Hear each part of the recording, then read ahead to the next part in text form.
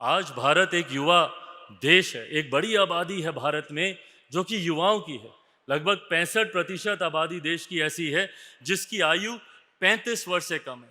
भारत की अगर आप औसतन उम्र भी देखें तो वो भी 30 वर्ष से कम है।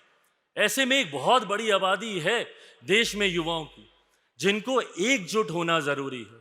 मुझे कहने में कहीं कोई गुरेज नहीं है कि कई ऐसे राजनीतिक दल हैं, कई ऐसे राजनेता हैं जो कई बार हम लोग को जात पात धर्म मजहब की राजनीति में बांटने का काम करते हैं और अपनी राजनीतिक रोटियां सेकते हैं।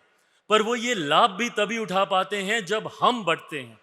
अगर हम लोग एकजुट होकर रहें, एकत्रित होकर रहें, तो दुनिया की कोई ताकत नहीं है जो हम लोगों को बांट सके, जो हम लोग को अलग कर सके। और यही युवा शक्ति है जो देश को आगे लेकर जा सकती है।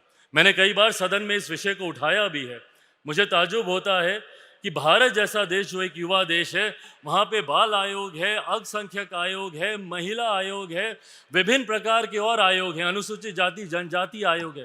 पर भारत जैसे एक युवा देश में अभी तक एक युवा आयोग नहीं है, अभी तक एक यूथ कमीशन नहीं है। कई बार मैंने भारत की संसद में भी इस आवाज को उठाने का मैंने कार्य किया, पर मैं जानता हूं और मैं चाहता हूं कि आने वाले दिनों में जब आप जैसे युवाओं का मुझे साथ मिलेगा, जरूरत है कि भैया भारत में एक राष्ट्रीय युवा आयोग का गठन हो, एक नेशनल यूथ कमीशन बनना चाहिए, क्योंकि एक बड़ी आबादी देश में युवाओं की है।